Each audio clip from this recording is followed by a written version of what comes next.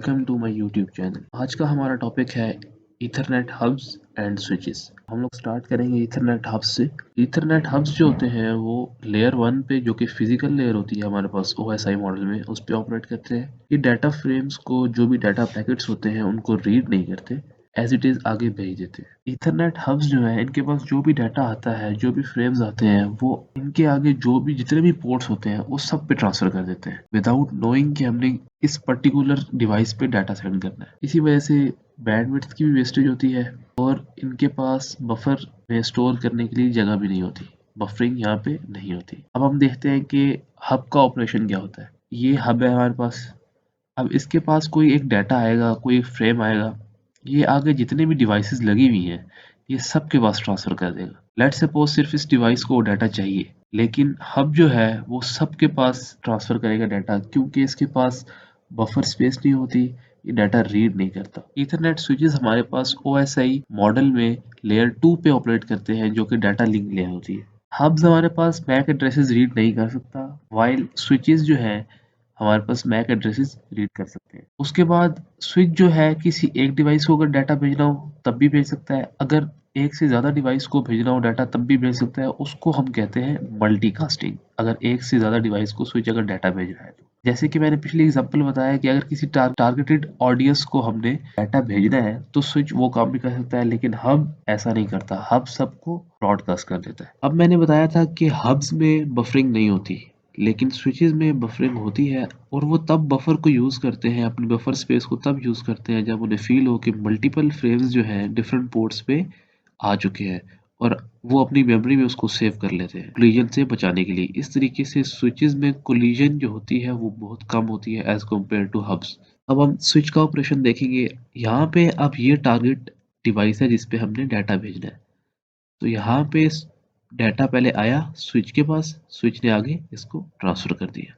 अब ये कैसे ट्रांसफर किया, सिर्फ इस एक डिवाइस को क्यों भेजा इसने, बाकी सबको क्यों नहीं भेजा, वो हम आगे देखते हैं वीडियो में। जैसे कि मैंने पहले बताया था कि स्विच मल्टीकास्टिंग भी कर सकता है। तो लेट्स सपोज टारगेट डिवाइस हमारी एक ये है और एक ये है, तो स्विच इसको भी भेजेगा, स्विच इसको भी भेजेगा।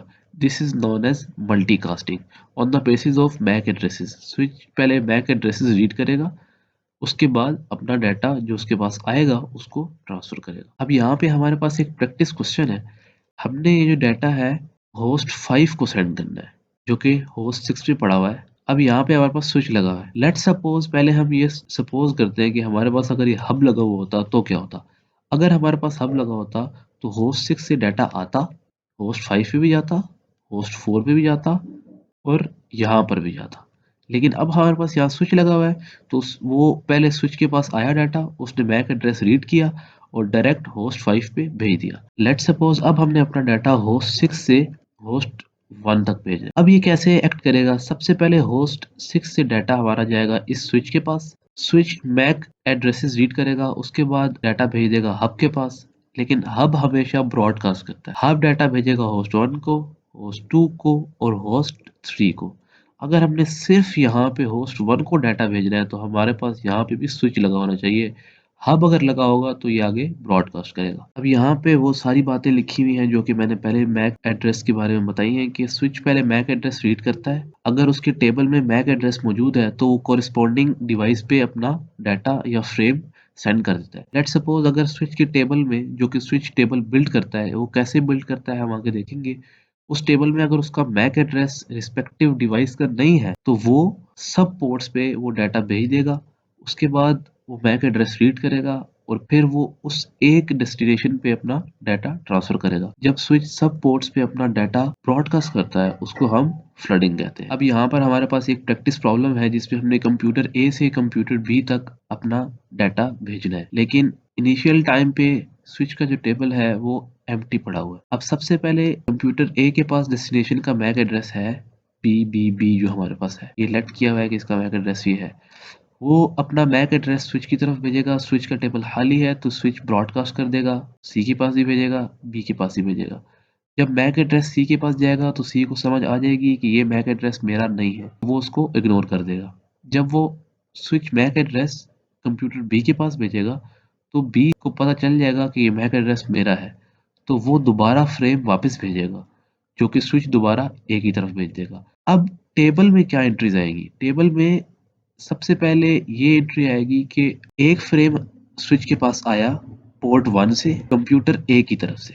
दूसरा जो कंप्यूटर बी ने भेजा स्विच की तरफ और स्विच ने आगे ए की तरफ भेजा वो पोर्ट 2 से आया। 2 से किस तरफ से आया? कंप्यूटर बी की तरफ से। ऐसे स्विच अपना बैक टेबल बिल्ड करता है। अब आगे एग्जांपल में वो कहता है कि बी से आपने सी की तरफ भेजना है अपना फ्रेम। स्विच के टेबल में ए और बी तो पहले से मौजूद है लेकिन सी मौजूद नहीं है। Computer B back address C switch के पास भेजेगा तो वो दोबारा से ब्रॉडकास्ट करेगा क्योंकि सी उसके पास मौजूद नहीं है टेबल में। ए के पास भी जाएगा, ए इग्नोर कर देगा, सी के पास भी आएगा, सी दोबारा स्विच की तरफ भेजेगा, स्विच दोबारा कंप्यूटर बी की तरफ भेजेगा।